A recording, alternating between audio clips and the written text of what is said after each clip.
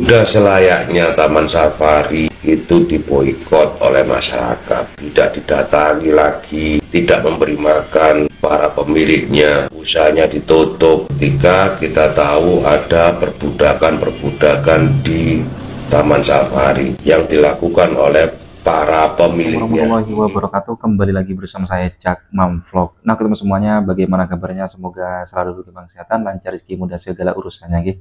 Amin amin ya robbal alamin. Nah, oke teman semuanya ya, di kesempatan kali ini saya ingin memberikan video reaction kembali.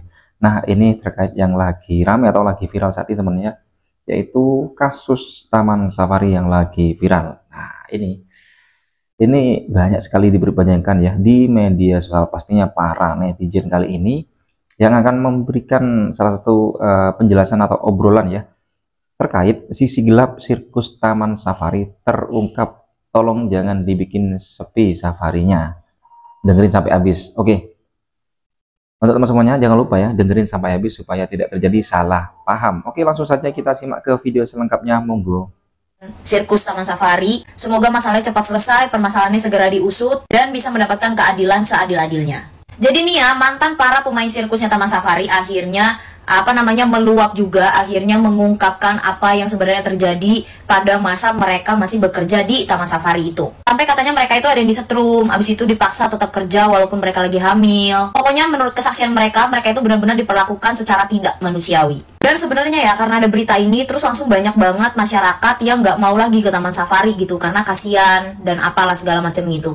Tapi gue tuh punya pemikiran gue sendiri gitu. Nah, gue nggak tahu ya kalian setuju apa enggak. Menurut gue dengan ada berita ini, jangan sampai kalian jadi bener-bener nggak mau ke Taman Safari gitu, karena menurut gue kasihan juga hewan-hewan yang ada di Taman Safari itu. Hewan-hewan itu butuh makan, butuh perawatan, butuh diurus. Terus pekerja-pekerja lainnya yang tidak ada hubungannya sama sekali dengan sirkus, misalkan kayak tukang parkirnya, tiketingnya, yang kayak gitu-gitu kan mereka juga butuh tetap digaji, mereka butuh memenuhi keluarganya. Justru yang harus diperbaiki itu adalah orang-orang yang bekerja di Taman Safarinya gitu, mulai dari etika, attitude, terus organisasi yang mempekerjakan mereka, yang memberi pelatihan mereka untuk main sirkus dan segala macam, perlakuannya harus dibenahi. Tak boleh menyiksa hewan, mengeksploitasi hewan. Karena ya gue mikir aja, kalau misalkan benar-benar masyarakat itu nggak mau sama sekali ke Taman Safari, ya kasihan hewan-hewan yang di sana. Karena juga menurut gue nggak adil gitu loh, kalau orang-orang di dalam sana yang sama sekali tidak terlibat, sama sekali nggak tahu menahu atau apapun itu, tapi jadi kena imbasnya juga, kayak jadi tiba-tiba kena PHK karena Taman Safarinya sepi dan segala macamnya. Itu loh yang gue pikirin tuh itu gitu. Nah, menurut gue pribadi juga, hewannya itu nggak salah, hewan itu nggak tahu apa-apa gitu loh. Dia hanya menjalankan tugasnya, kalau diperintahin ya ngikut, kalau diapain ya dia ya udah gitu. Namanya hewan gitu, nggak kayak kita sebagai manusia yang punya akal, budi, pikiran, hati. Makanya kita sebagai manusia ya harus punya peri kemanusiaan gitu loh. Harus punya hati sebagai manusia yang mencerminkan kita sebagai manusia yang diberi akal dan budi. Nah, yang harus dibenahi, yang harus diberi teguran keras menurut gue ya itu yang yang ngasih pelatihan, yang ngelatih si binatang-binatangnya, yang ngelatih pemain sirkusnya, itu yang harus dibenahi, itu yang harus ditegur gitu loh. Bukan malah safarinya dibikin sepi gitu. Kasihan faktor-faktor yang tidak berpengaruh di dalamnya gitu. Apalagi kan Taman Safari Indonesia ini kan dinaungi oleh Indonesia ya seharusnya, menurut gue, karena dia pakai nama Indonesia, seharusnya udah dapat perizinan, syarat-syarat, surat-surat yang sah dari negara, dari pemerintah. Lain sama topeng monyet di pinggir jalan gitu. Karena concern gue adalah kalau pekerjanya aja diperlakukan seperti itu, apalagi hewan-hewannya, ke sesama manusia yang lu bisa ngomong bahasa manusia aja lu begitu, apalagi ke hewan yang nggak bisa lu ajak ngomong, kecuali lu bisa ngomong bahasa hewan. Lu bisa tuh ngomong bahasa jerapah, bahasa macan, bahasa singa. Tapi kan nggak mungkin sayang, cuma satu bahasa hewan yang gue bisa, bahasa buaya.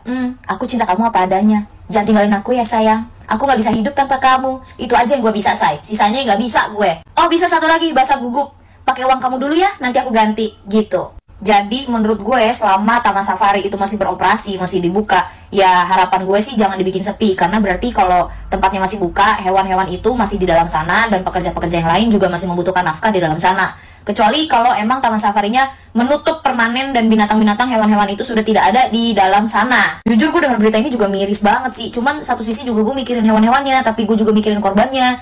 Tapi ya gimana ya, gue juga susah ngejelasinnya gitu. Pokoknya semoga permasalahannya cepat selesai.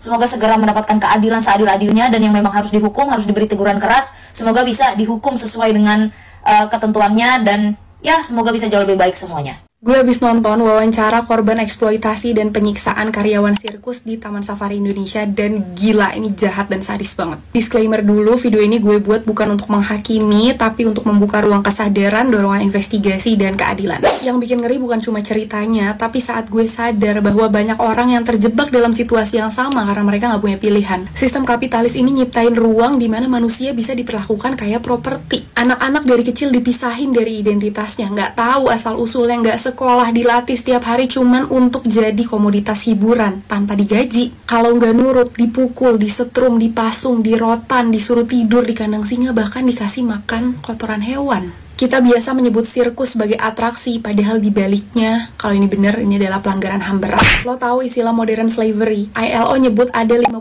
juta orang yang hidup dalam perbudakan modern di tahun 2021. Dan banyak dari mereka kerja tanpa upah, tanpa identitas, dan tanpa perlindungan hukum. Kasus ini adalah bukti bahwa praktik kekejaman itu masih hidup, bahkan dibalut oleh hiburan keluarga. Ini bukan lagi soal masalah individu, tapi soal budaya impunitas, soal bagaimana negara gagal hadir untuk mereka yang paling rentan. Laporan ke Mabes Polri udah dilakukan dari tahun 1997, udah dikawal juga sama Komnas HAM, tapi kasusnya berhenti di SP3 atau kurang bukti.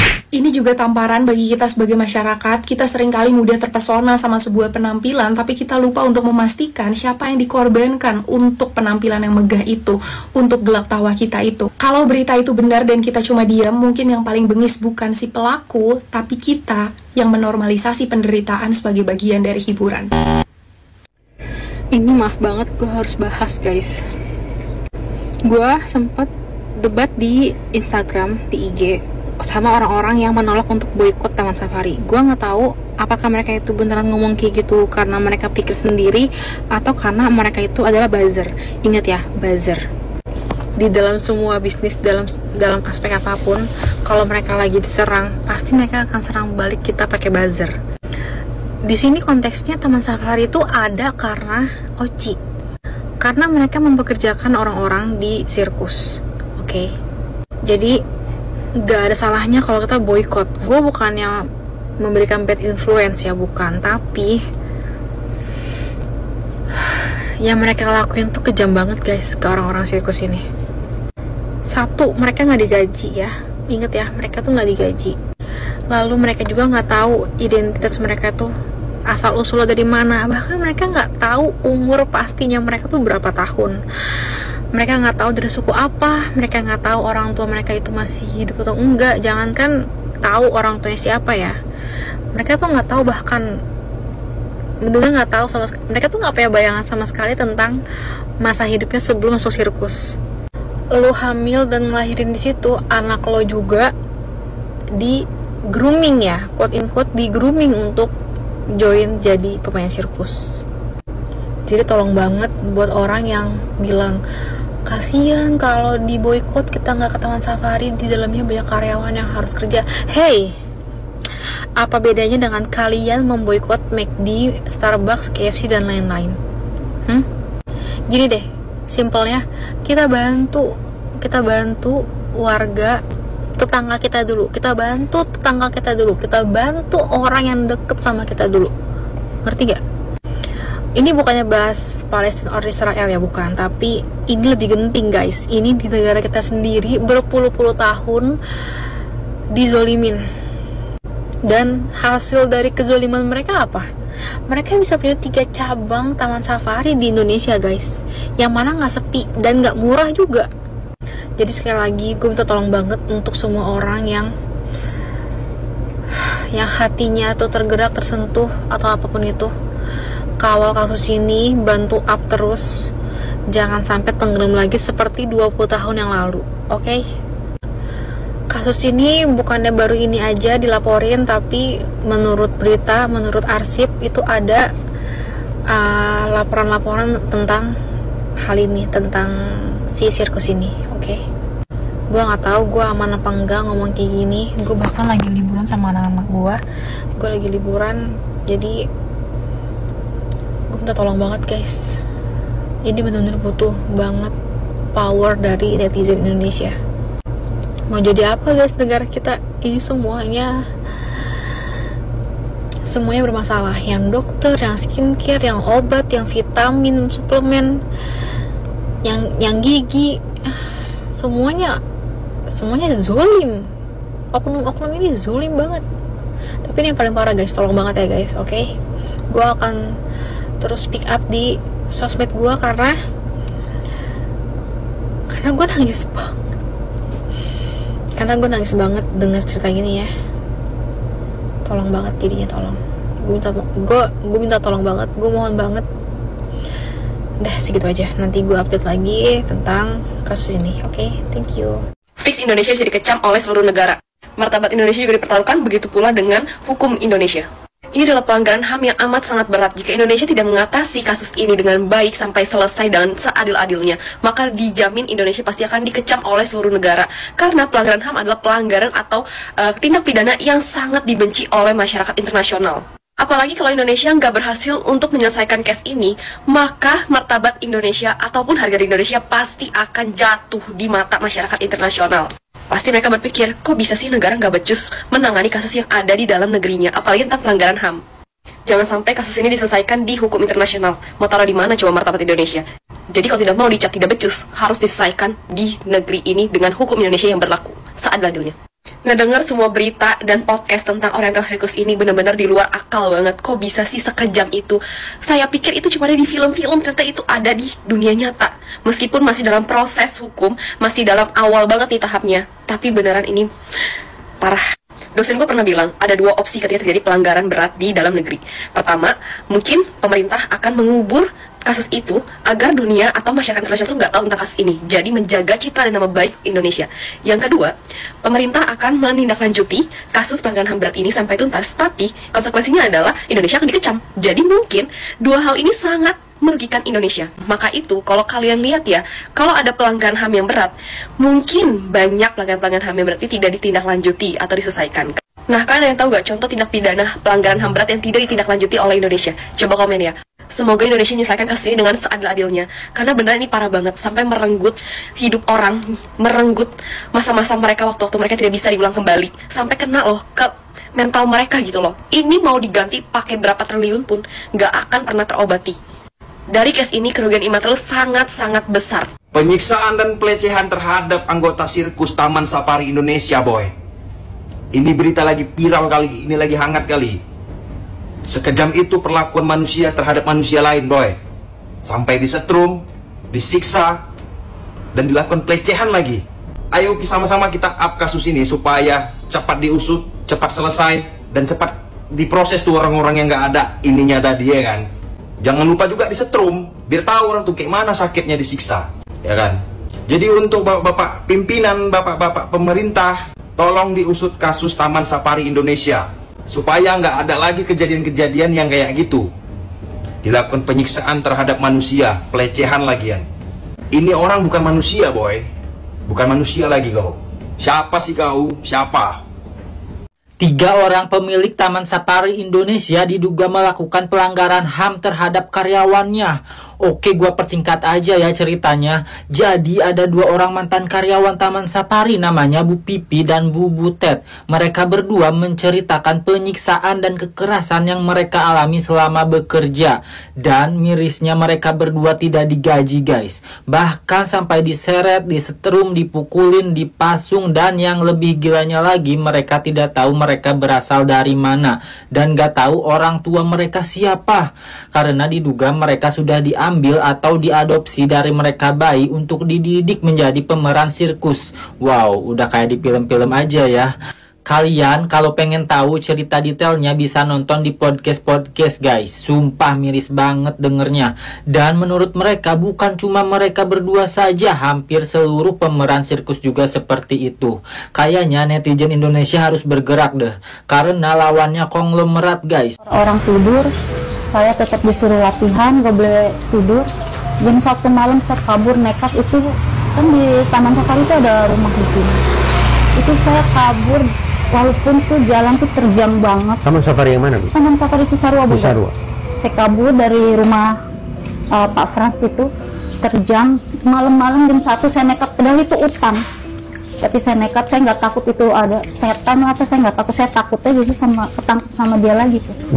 Akhirnya saya kabur nekat jalan. Nggak tahu saya aneh itu bisa tembus-tembus pas subuh di Cisarua. Dan ibu kabur itu sekali lagi sendirian atau bersama teman-teman? Sendirian. Saya Iya. cuma sendiri di situ. Dan ibu belum pernah mencoba kabur sebelumnya? Belum pernah. Saya nekat karena saya udah nggak tahan. Tahun berapa itu kira-kira?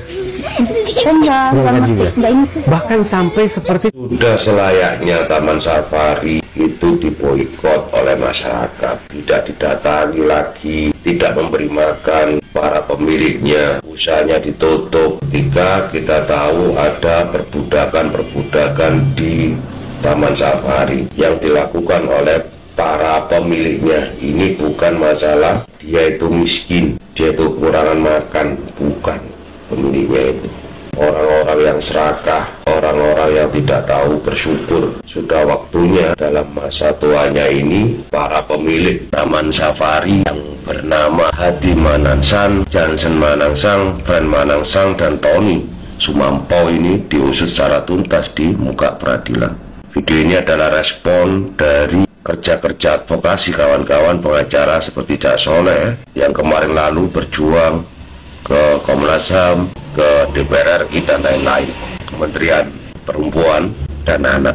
Melihat, mendengar cerita-ceritanya para korban tersebut, hati ini terasa miris. Tidak bisa membayangkan kekejaman-kekejaman yang sudah dialami oleh para korban. Bayangkan dari umur 24 tahun sampai beranjak dewasa, disuruh dipaksa untuk menjadi pemain sirkus, nggak digaji. Kalau ada kesalahan sedikit apapun, mendapatkan berbagai macam siksaan. Sampai ada yang namanya Puput itu dipaksa untuk makan kotorannya gajah.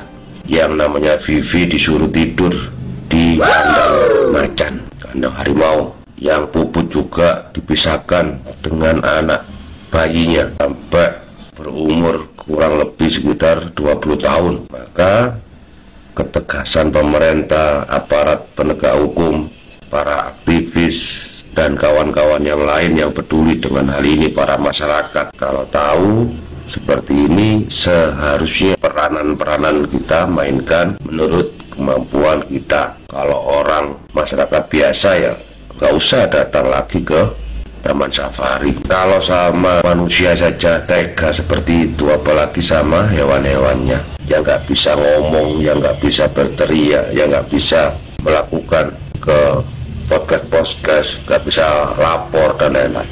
Diusut seperti itu nggak diem aja. Ya, kementerian juga punya anggaran, digaji oleh rakyat. Masa iya sih nggak berani sama 4 orang yang saya sebutkan tadi? Untuk kawan-kawan aparat kepolisian, ini kan bukan delik aduan, Pak. Bu, seharusnya ini laporan terbuka seperti ini ya secepatnya ditindaklanjuti, jangan sampai ada korban-korban yang lain. Dan kami yakin banyak korban yang lain yang belum terungkap. Selamat kepada Cak Soleh dan kawan-kawan yang sudah mau bekerja keras. Saya yakin Cak Soleh dan kawan-kawan kedepannya diberikan. Nah, oke teman-teman semua, jadi itulah barusan video yang bisa sajikan ya, ini terkait respon atau tanggapan dari semua para netizen, para advokasi ya, untuk kasus pemain sirkus di Taman Safari Indonesia. Waduh, untuk teman semuanya gimana tanggapan? Yuk komen di bawah sini ya. Sampai bertemu di video selanjutnya. Saya Assalamualaikum warahmatullahi wabarakatuh.